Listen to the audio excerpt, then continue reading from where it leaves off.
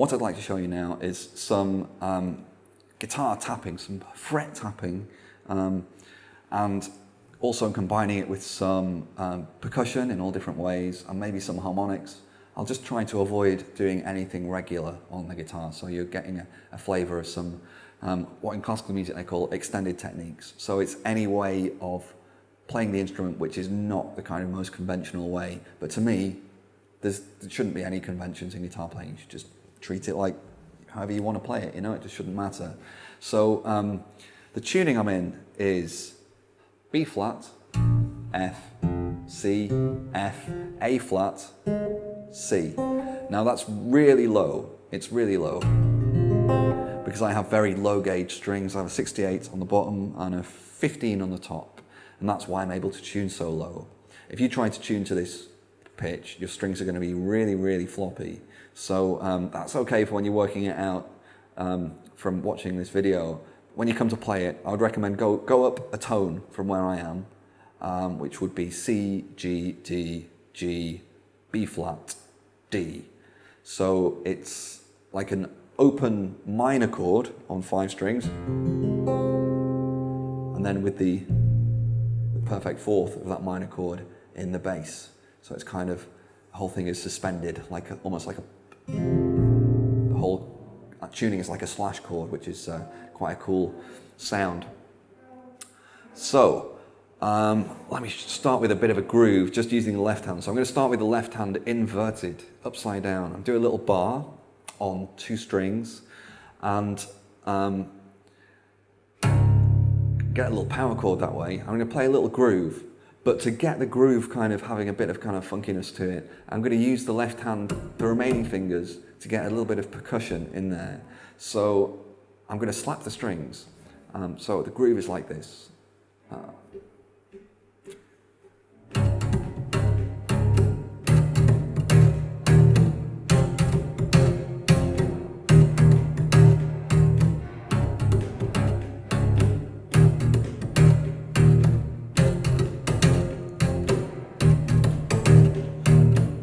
So that's what it should sound like. So basically it's 2 of those, then 2 of these, then, and then 1.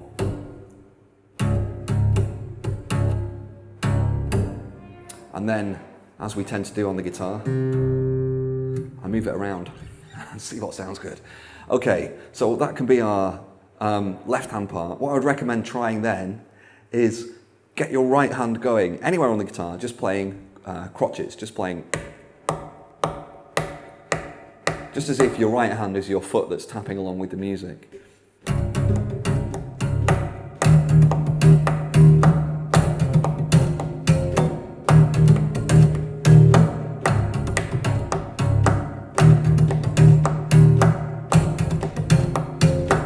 Etc. Once you can do that, and you can do the right and left hands together with the right hand doing the simplest possible thing it could do, then we can try and mix up the right hand a little bit. So let's keep the same rhythm, but change it to 2 different sounds. So I'm going to change it to a low sound and a higher sound. So my low sound is a kick drum sound where I'm dropping my forearm onto the loosest part of the soundboard, so where it's furthest away from the edge, basically. And then for my high sound, I'm doing a little scrape down again. This is not very good for the finish of your guitar, as you can see from my guitar Wilma here. Your guitar won't look like this just from doing percussive guitar, but if you start scratching it, as I do a lot, that's when it will start to break the finish. So if you don't want to do that, you could do a little slap down here instead. There are loads of different alternatives, but I'm going to do my little scratch sound because I really like it. So my right hand's going to do this. So let's try it with the left hand again. So 1, 2, 3.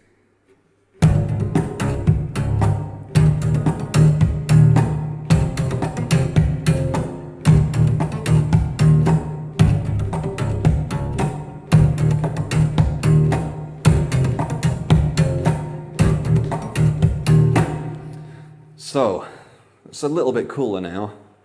Let's try and bring in some kind of melody. So let's have a think. I'm going to play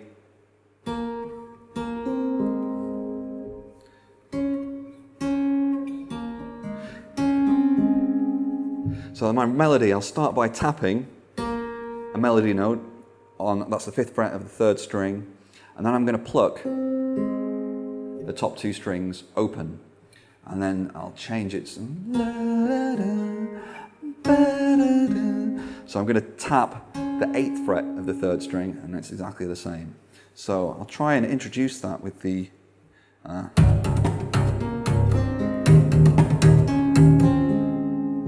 left hand. So I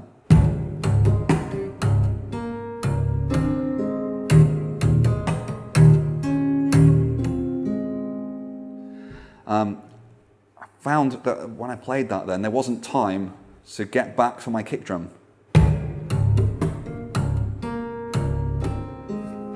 To get from this to this at speed was too fast, so I just removed the kick drum. So now I only have the snare left. So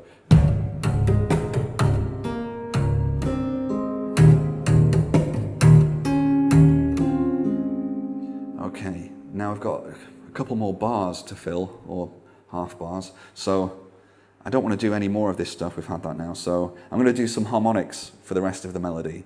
So let me think.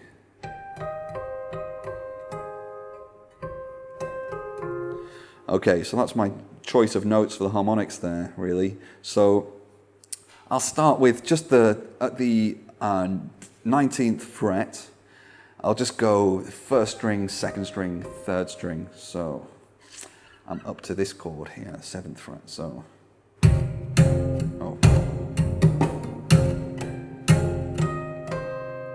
then go back down to this chord. Let's try that melody. So that's 2nd string, 3rd string at the 19th fret, and then jump all the way over. That's probably going to be the hardest bit, to jump over to the 12th fret.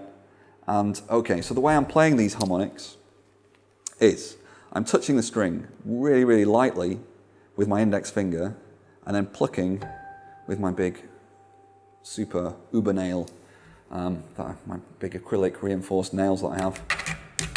And so let me try and put that all together. So we had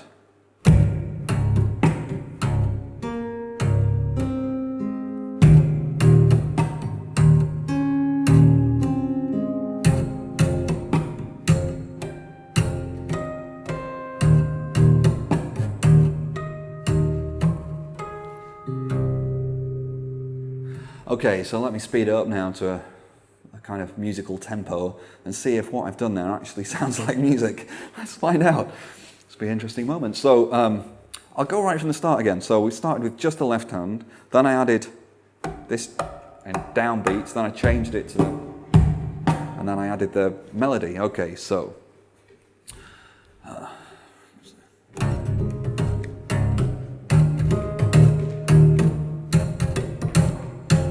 that's just the left hand, and just marking time with the right hand.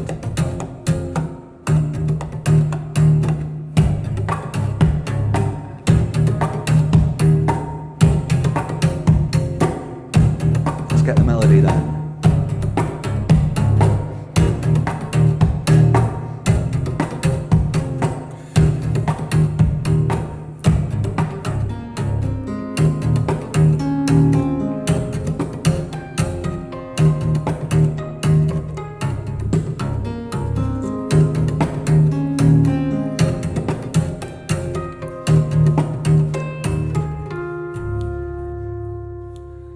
So that's pretty ninja, especially for me because I'm just making it up. So good luck trying that out.